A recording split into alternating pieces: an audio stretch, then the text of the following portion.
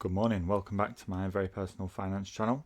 I'm going to be going over the purchases that we've made throughout the month of November and any dividends that we have made.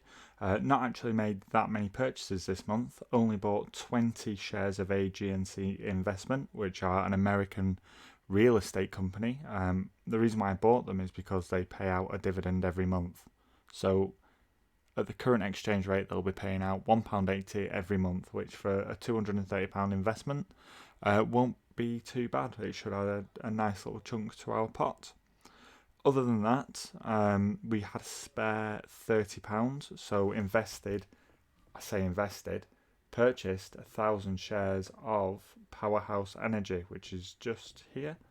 So we now own 3,500 shares in Powerhouse Energy and are currently making £6 from them.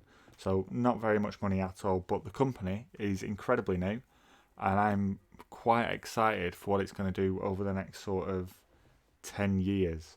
They basically dispose of non-recyclable plastics and rubbers and have a process to convert that into hydrogen gas, which with the green planet, I suppose that's where the world's going. So it's a good thing to get into just at the time being.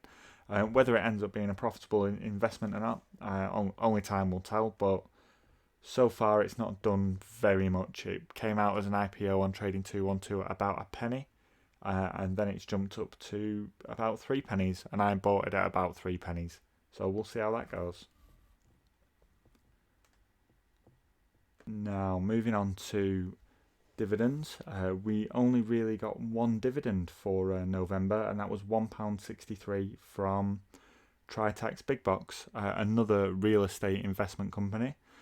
They invest in warehouses and they lease them out to supermarkets and Amazon and big companies like that, logistics companies. And that's all they do. So they lease them out long term for sort of 12 to 20 years. So they've got a guaranteed income.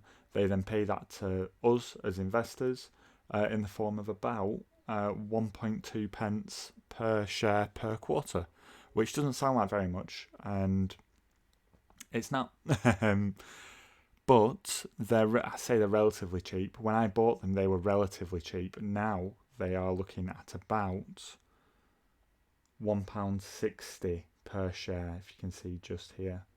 So they're about £1.60 per share. When I bought them, they were £1. Well, I bought them at an average of £1.20 per share, which I thought was much more reasonable. £1.60 for me means it's an overvalued stock, but only time will really tell if it continues going up or not. Then I might continue buying it.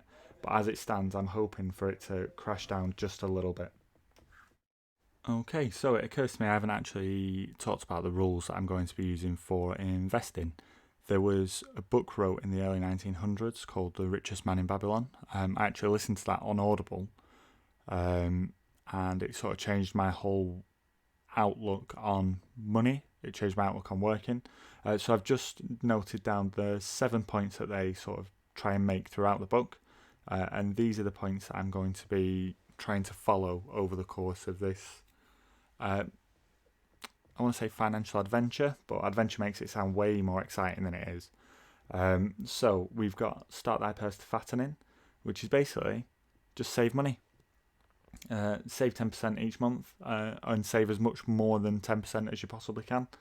It's relatively straightforward, and it's one of them things that a lot of people don't do. I save at the beginning of the month rather than the end, because I'd much prefer to put my money to use first and then live off what I've got left, rather than spend a load of money first and then invest what I've got left. I think that's investing it first is a much wiser approach to this. Rule number 2 is control your expenditures. Basically, don't spend more than you earn. It's one of the facts of life nowadays that everybody's got a credit card. Everybody buy things on credit. You know, you buy now, you pay later. Klarna exists.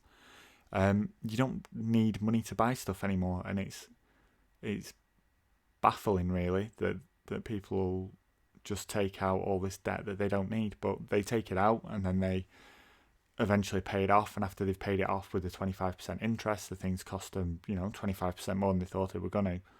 And it's just, just control what you spend. Make sure that when you buy things, you're buying something that's quality, that you don't just throw money away, basically.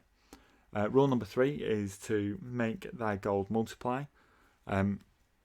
That's fundamentally is investing wisely, but it's one of the reasons why I've picked dividend investing rather than day trading, swing trading, investing for growth, things like that. I picked dividends because I thought, well, if I hold the stocks, then the dividends will get paid out and the stocks will also grow.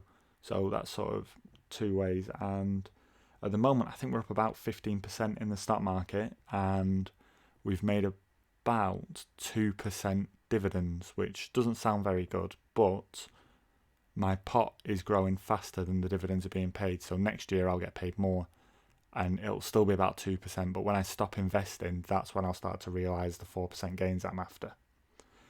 Rule number 4 is to guard your treasure from loss, and that's fundamentally is just don't take too much risk.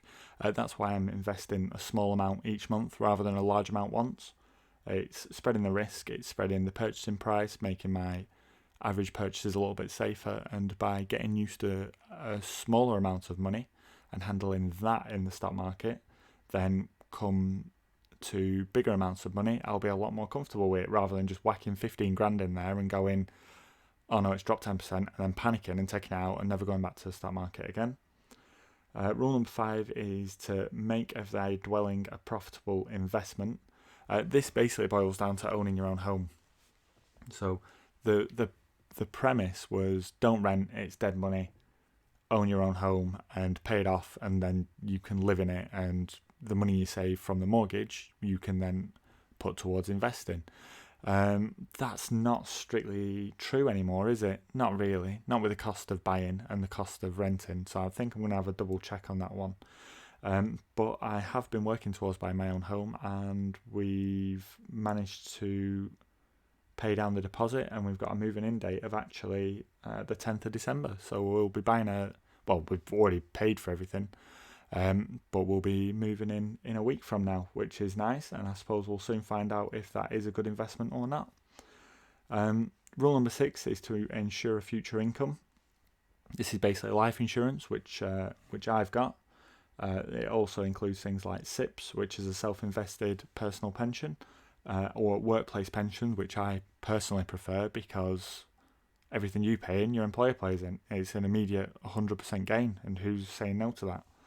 And finally, improve thy ability to earn, which to me means work harder at your job and learn new skills. If you're in a job where you've got the ability to sort of move, transition, maybe become a team leader, move into management, move into a better team, doing different work, why not? Why wouldn't you do that? Why would you just come into work and do the bare minimum? I mean, you're there.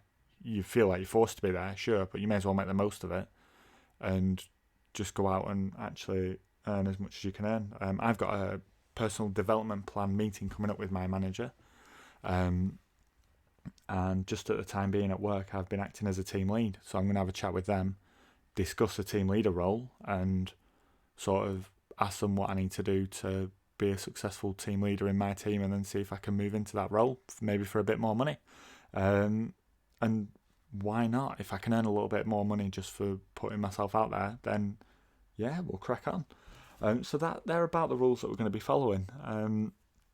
Been following them now for the better part of a year, and it seems to be going well.